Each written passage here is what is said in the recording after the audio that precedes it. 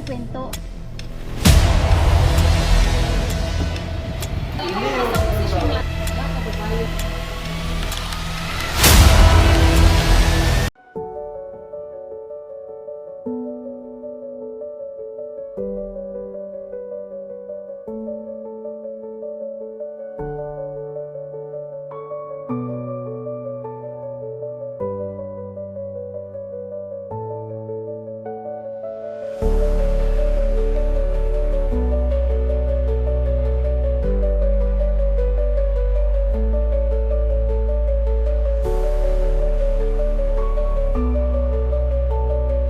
Isang biyaya ang hatid ng lokal na pamahalaan, cash subsidy para sa bawat estudyante ng GRSU.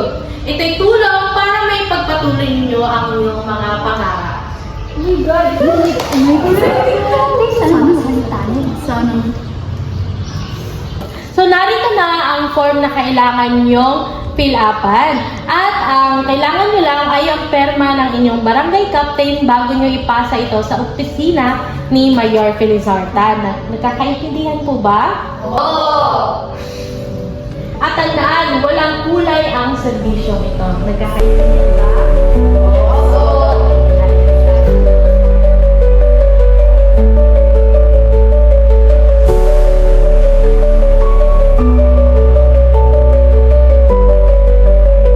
Parang guminhawang pakiramdam ko, bes. Sa wakas, may tulong na rin tayo.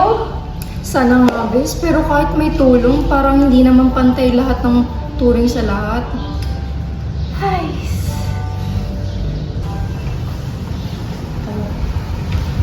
Alam mo, Rizal, kanina sabi ni Kapitan siya raw bahala sa atin. Ayos to, Rizal. oo, advantage talaga kapag kapartido ka.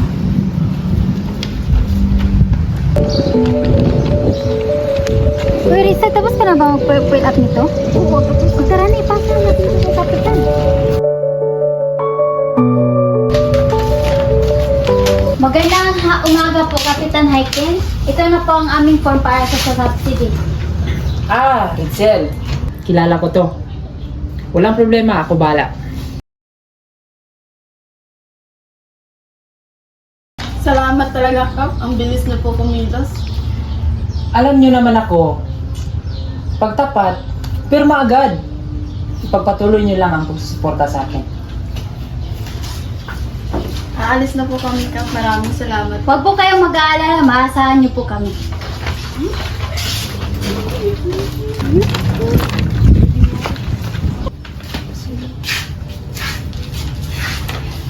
Magandang hapon po, Kapitan.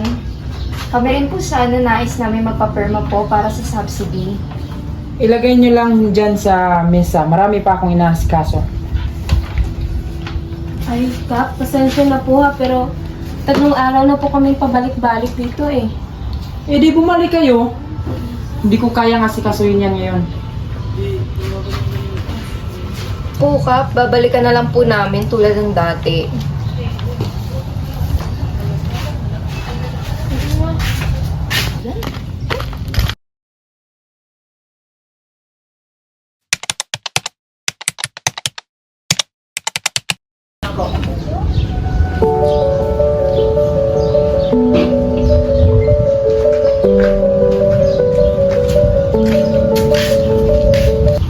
Magandang hapon, Kapitan.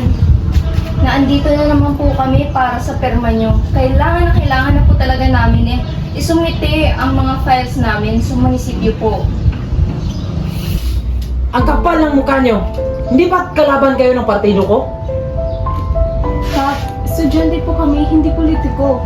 Tsaka karapatan din po namin makatanggap ng tulong. Karapatan? Hindi tumakbo muna kayo. Kung ganin hindi ito isang barangay, isa itong kahirian. Abat matapang ka. Lumayas kayo rito bago ko ipasara ang pinto. Tara na nga. Post natin to, Bes. Hindi dapat tayo manahimik. Hindi tayo titigil hanggat hindi tayo naririnig.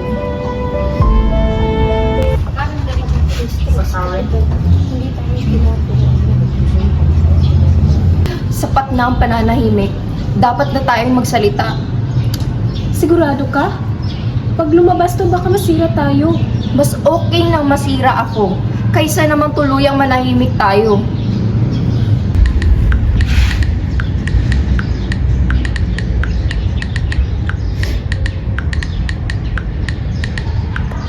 Mas mabuti lagyan mo ng hashtag best. Hashtag patas na serbisyo. Hashtag tinta ng katarungan. Sige, Bes, salamat.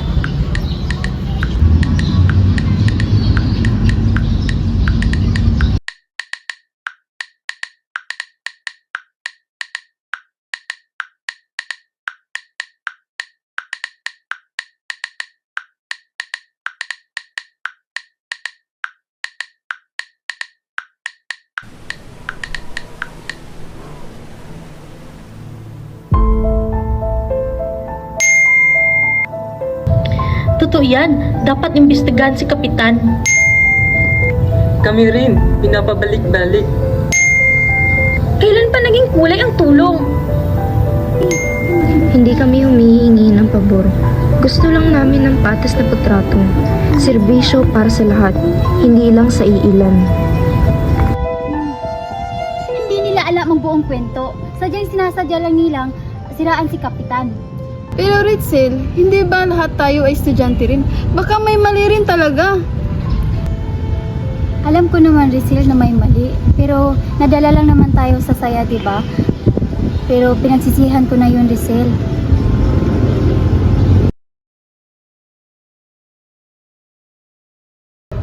Excuse me, Mayor? Yes, Mary? Nakita mo ba yung post ng isang estudyante?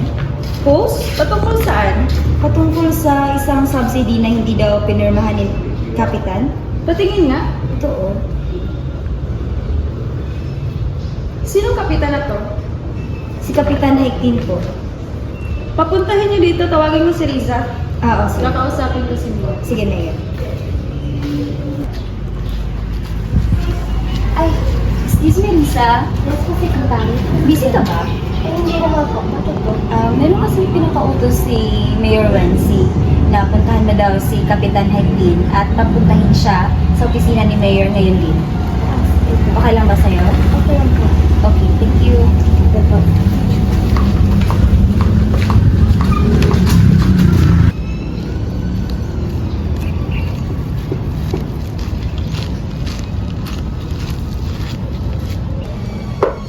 Magandang umaga po, Kapitan. Magandang umaga. Anong atin? Pumasok ka muna. Umupo ka.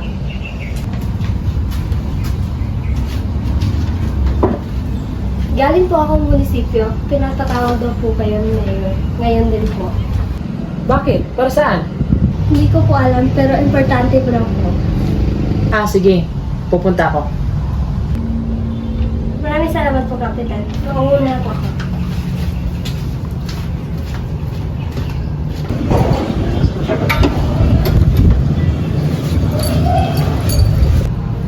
Magandang umaga, ma'am.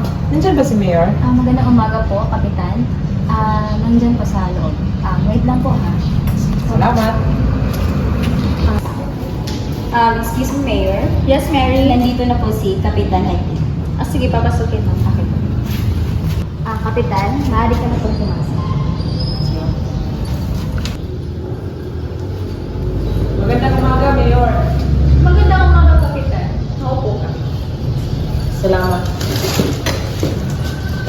Kapitan, ano itong nalaman ko?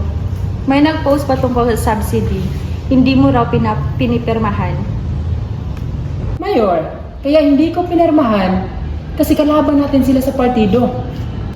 Kapitan, hindi dapat ganyan. Dapat wala tayong pinipili kung sino ang bibigyan natin ng tulong. Dahil ito ay pera ng taong bayan. Hindi ito galing sa ating mga bulsa. Tapos na eleksyon, wala na dapat na partido-partido. Ngayon ay malaki tayong problema nasira na ang tiwala ng mga estudyante. Ano ang gagawin mo ngayon? Dapat may gagawin tayo.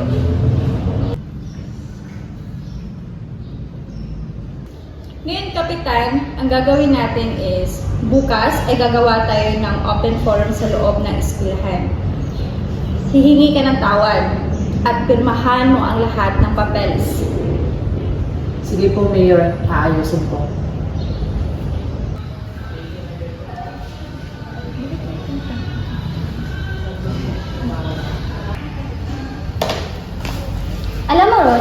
Dahil sa post mo, napahiya si Kapitan. Hindi ako nag-post para manira, Ritz. Nag-post ako dahil napagod na kami manahimik. At saka isa pa, ang leader hindi sinusukat sa dami ng boto, kundi sinusukat sa dami ng pinagsigilan. Tama nga lang yung ginawa ni Rochelle eh. Nag-post siya para mapahiya yung kapitan niya. Hindi kasi yung ginagawa niya, nakakasing tao. Dapat pinakausap niyo muna si Kapitan. Pero mas hindi tama yung ginawa ng kapitan niyo. Yes, tama na. Huwag na tayong mag-away. Hindi nga po kayo sa posisyon namin. 3 araw na kami pabalik-balik doon. Kaya nga, nakakainis na mga kapitan. Nandito na sila, Mayor.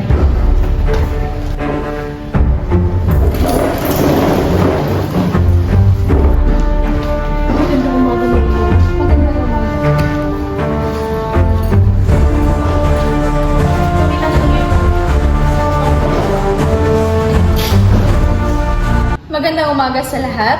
Ako ay nagpapasalamat sa inyong pagdalo ngayong umaga na to. Ngayon ay ating pag-uusapan ang sigalot na nangyari patungkol sa ayuda o ang pagbibigay ng serbisyo patungkol sa mga estudyante. Ngayon ay nandito si Kapitan upang aayusin niya ang sigalot na kanyang ginawa. Sana ay makinig kayo at bigyan niyo siya ng pagkakataon dahil ang pagkakamali ay hindi katapusan ng serbisyo, kundi marunong tayong tumanggap at magbago. Salamat po, Mayor. Mga kababayan, mga estudyante, inaamin ko na ako'y nagkamali. Nadala ako ng galit at politika. Nakalimutan kong ang tinta ng pirma ay hindi dapat kulay ng partido, kundi kulay ng katapatan. Kaya, patawarin niyo ako. Aming salamat sa inyo at pangako ko na hindi na maulit. Mula ngayon, higing tapat na ako sa aking serbisyo at tungkulin at walang halong korupsyon.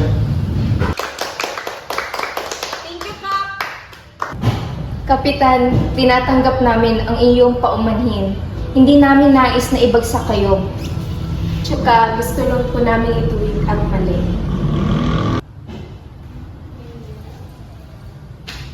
Maraming salamat.